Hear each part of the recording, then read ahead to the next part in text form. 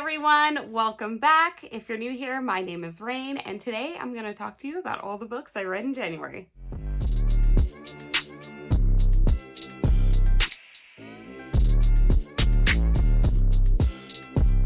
So January was a pretty slow reading month for me. I read only 4 books. I typically average about 10, but this was like pre-baby. I'm busy, I get it. It's totally fine. If I read anything, I'm gonna be happy about it. So yeah, let's get into all the books that I read. The first book that I read this month is The Winter People by Jennifer McMahon. This is a mystery thriller novel. I read this one on ebook. The story is mainly set in this house in West Hall, Vermont. We're following 2 different timelines, 3 different perspectives. One of the perspectives is in 1908, and this is the diary entries of Sarah Harrison Shea. She was eventually found dead on this property. The next timeline that we're following is present day, and one of the characters we follow is Ruthie. One day, Ruthie comes home and realizes that her mother is missing.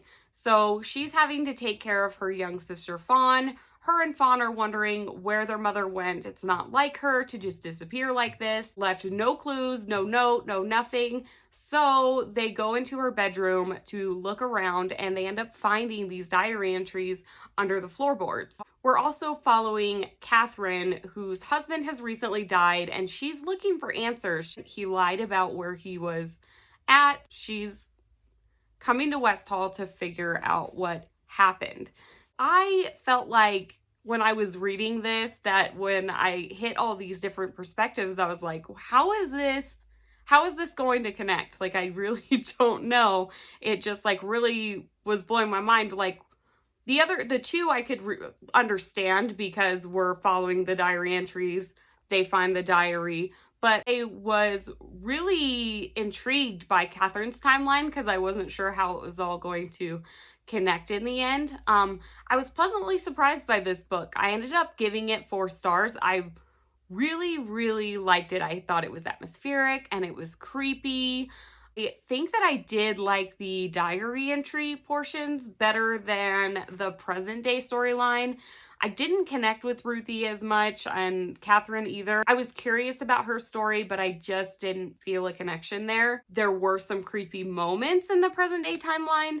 Fawn kind of carries around this like little doll that she talks to and stuff, and that was creepy as shit. So when it came to the ending, I do feel like I enjoyed the ending of the diary entries of Sarah Harrison Shea and like the perspective of her husband during this as well. The present day ending seemed kind of rushed and like really cheesy to me. So that's the only reason I didn't give this book 5 stars, because otherwise like the writing was phenomenal. Everything else I really liked. So I would still highly recommend it. I gave it 4 stars. It was a good time.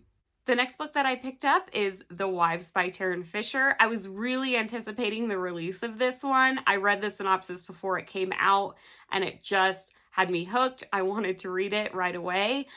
This story follows a polygamous relationship. So when I read that, I was like, sign me the fuck up. I was just lucky enough that my library had it available on ebook. So I checked it out immediately because like normally new releases like are super backed up and I have to put them on hold.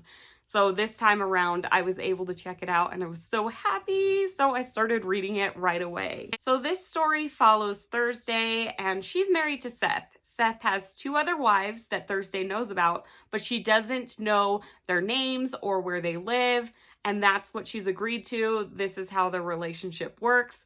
Until one day, Thursday finds a piece of paper in Seth's jacket with one of the wives' names, and then she goes snooping around and she decides to seek out one of the wives.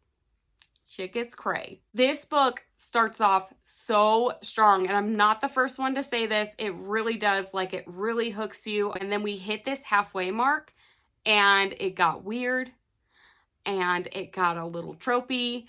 And it got a little predictable, and it just wasn't what I was hoping for. However, I do really love Tarryn Fisher's writing. This is the first book I've ever read of hers, and I just found it so compulsively readable. Like, I just wanted to keep reading and reading and reading, no matter how weird and predictable and kind of like tropey it got. I still found her writing very bingeable, and I just wanted to keep reading it no matter what. So I'm really hoping to pick up more Tarryn Fisher in the future. I know that she has some other really awesome books out there. I think The Wives was done really well. I just think that it just didn't take the turn that I was hoping it would take. I'm just a little disappointed. But I still gave it 3.5 stars because the writing was awesome. The whole first half was just fantastic, and I couldn't stop reading it. So 3.5 stars. The next book I ended up picking up was The Last Houseguest by Megan Miranda. I read Megan Miranda's All the Missing Girls a couple years ago. It wasn't my favorite. I did enjoy like the timeline, how that worked. It told the story backwards rather than forwards. That was pretty cool.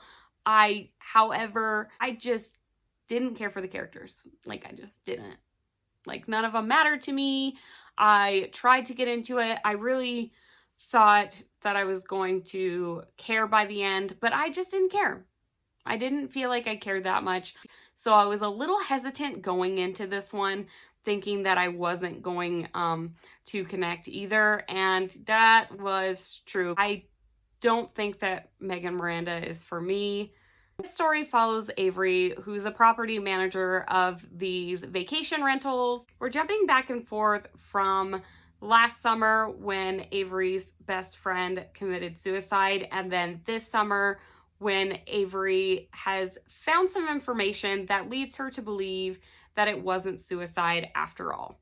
I still think that it was a pretty good mystery thriller, a pretty average one, if you ask me. It wasn't the very best that I've read, but it wasn't terrible. There was like one little twist where I was like, oh, okay, like, that's surprising. However, again, I just couldn't feel anything for these characters. I know a lot of people love her.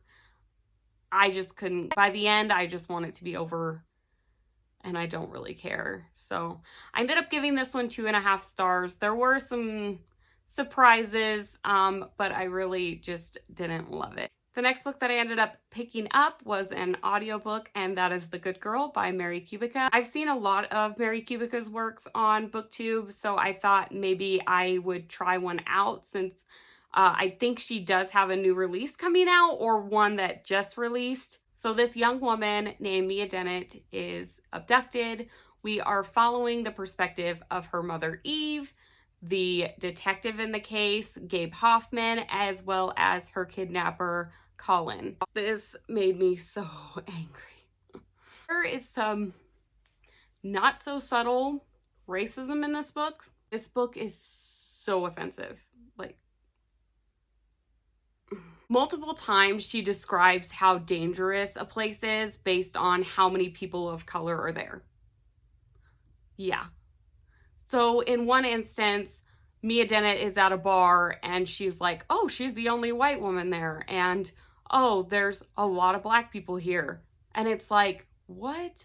Like, it takes you out of the story. You're like, holy shit, this is offensive. This is like really uncomfortable.